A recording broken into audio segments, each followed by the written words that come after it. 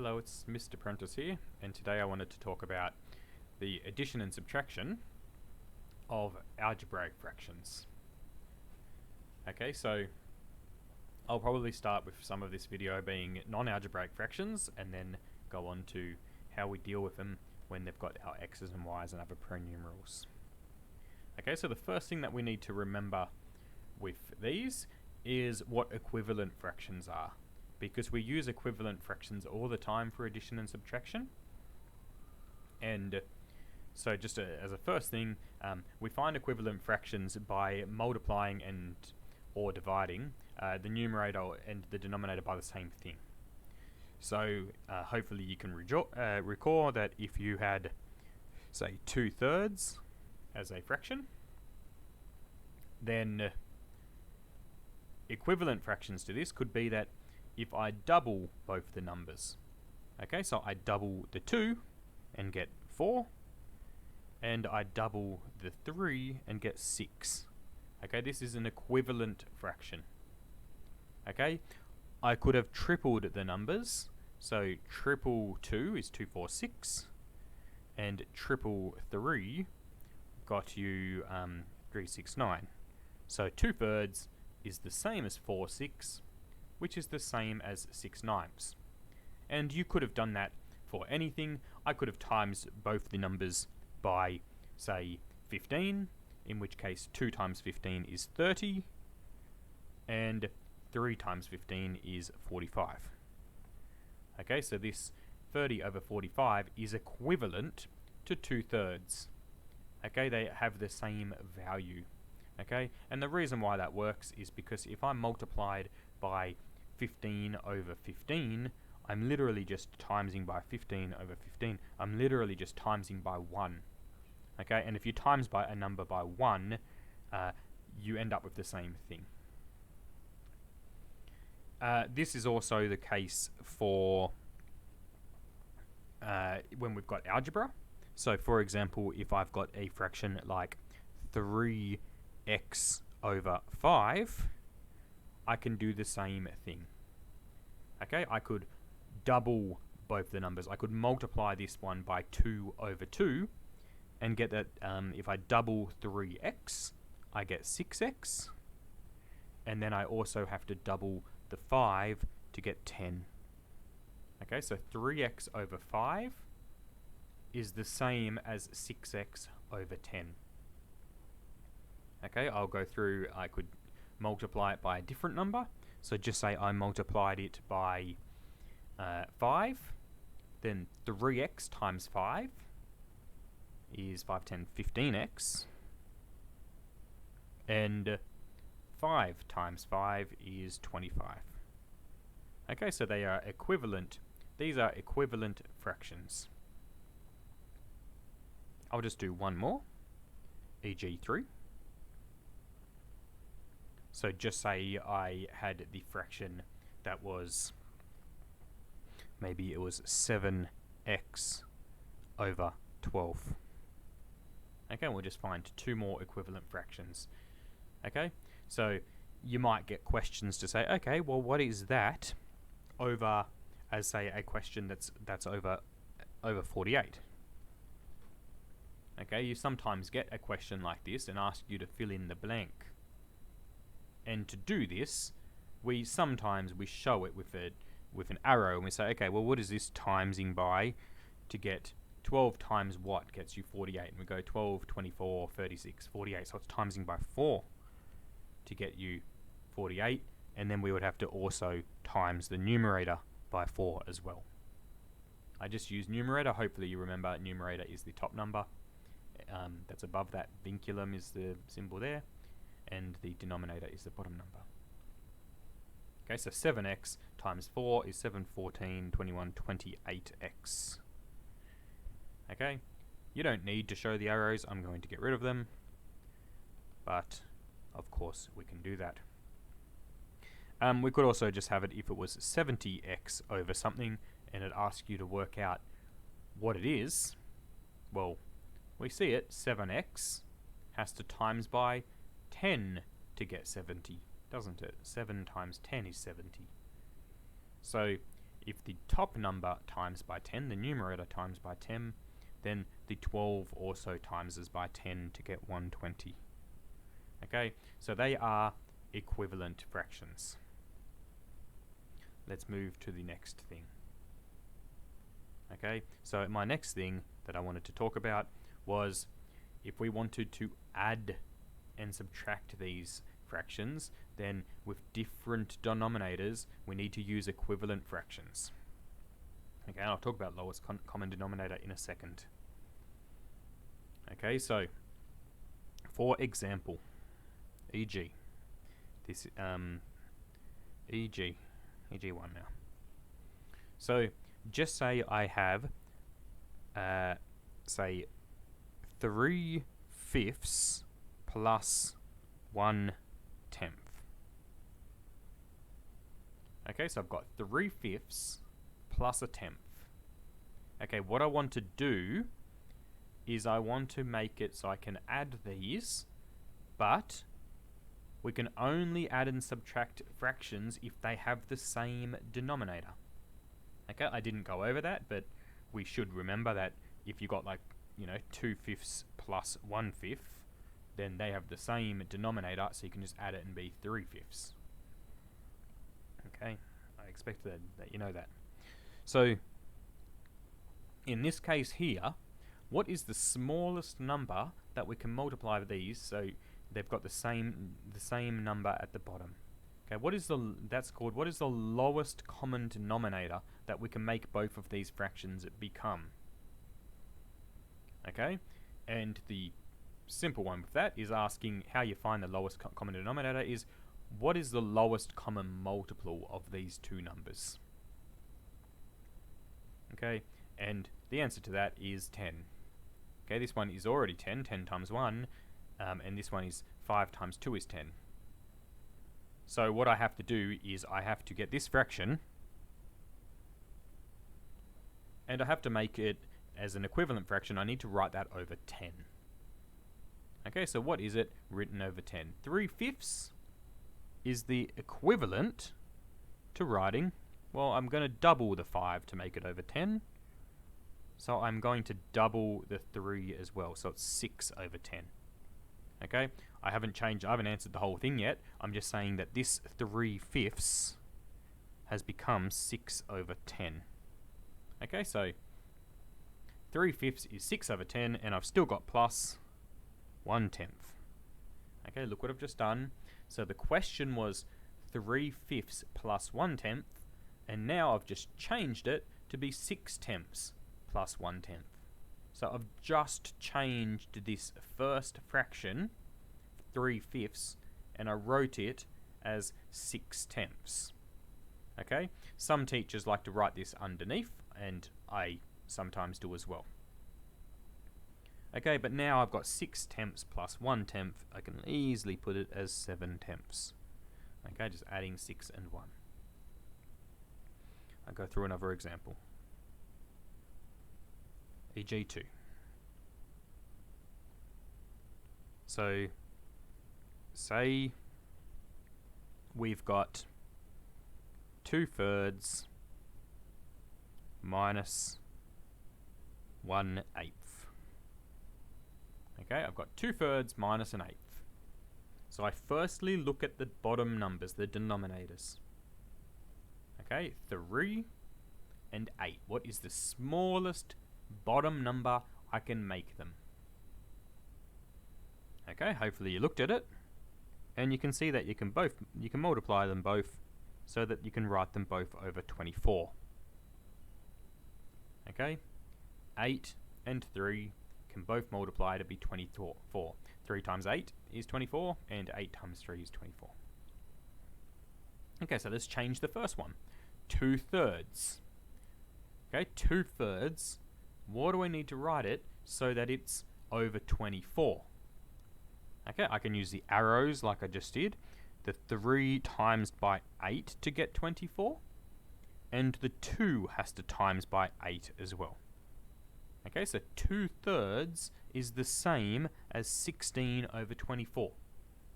Okay, I haven't just That's the first one done. I'm going to get rid of those arrows, but all I've just done is just said 2/3 is equal to 16 over 24. That's all I've just done. I've replaced 2/3 with, there's the first one, with 16 over 24. Okay, and then my second one is, what about the 1/8? Okay, so I have to triple 8 to get 24. 8, 16, 24. So I triple the 1 as well.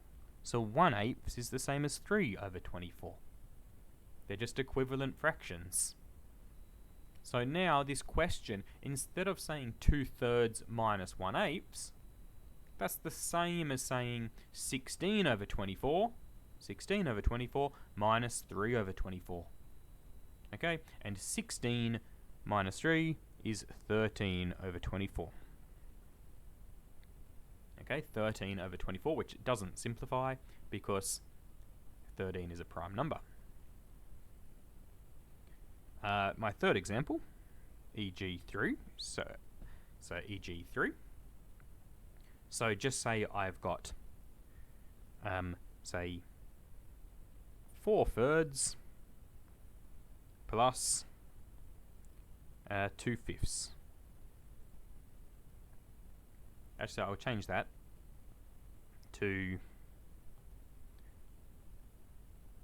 4/9 and 1/6. Okay, because I wanted to show you one that we can't just times the two numbers. We don't always just have to times the two numbers here. Okay, now I do understand you can write them as 9 times 5 is 54. So yes, you can write them both over 54. However, 54 is not the lowest number that you can write them both over. Okay? The lowest common multiple of 9 and 6, that's what we want to write them over. That's the lowest common denominator. Okay, if we go through our 9 times tables, it's, let's have a look, 9, 18, 27, 36, and it keeps going. They're the multiples of 9. Okay, we go through the multiples of 6, 12, 18, 24, 30, 36, keeps going. Okay, what's the lowest number you can write them both over? What's the lowest number that's a multiple for both of them? It's 18. See, it's on both lists. I can write both of these numbers over 18. That's the lowest common denominator for these two numbers. Rub that out. Okay, I want to write both of these over 18. Okay, so 4/9, let's write that over 18. Okay, so I double the 9 to get it over 18. So I have to double the 4 as well. Okay, double 9 is 18, double 4 is 8. Okay, so 4/9 is the same as 8/18. Okay, plus the next number, 1/6 I want to write over 18. Okay, so what did I times 6 by to get 18? Which is 6, 12, 18. I times by 3. So I have to times this number by 3 as well. So it's just 3. Okay, so instead of doing 4/9 plus 1/6, I now do 8/18 plus 3/18. These are our equivalent fractions, and they now have the same denominator, so I can add them up. 8/18 plus 3/18 is 8, 9, 10, 11/18. Again, it doesn't simplify, so 11/18 is the final number. Now, I know you're thinking, sir, we can just use the calculator for that. However, in future years, we are going to spend more time with, say, when we're dealing with these with algebra a lot, and we can't use the calculator when we're adding and subtracting x's and y's. So, this is the same process for algebraic fractions.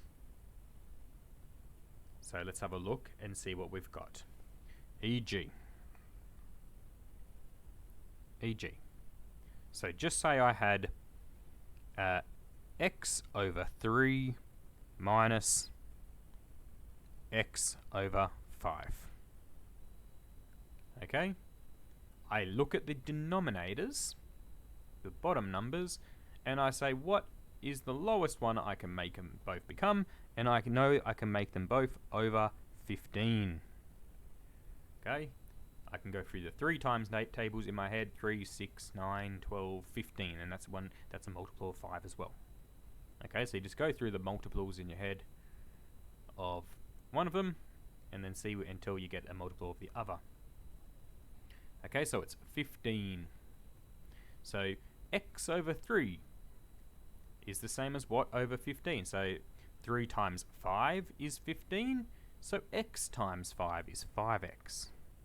Okay, we saw at the start that, all we just said is x over 3 is the same as 5x over 15. We've seen stuff like this as equivalent fractions. And now the other one, x over 5, I want to write that over 15. So the bottom number times by 3, and therefore the top number has to times by 3 as well. So that's 3x over 15. 5x over 15 minus 3x over 15. 5x minus 3x is 2x over 15. 2x over 15. E.g. 2.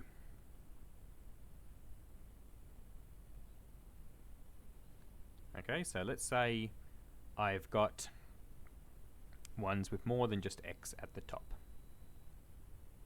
Okay, maybe I'll have 4a over 5 minus 2a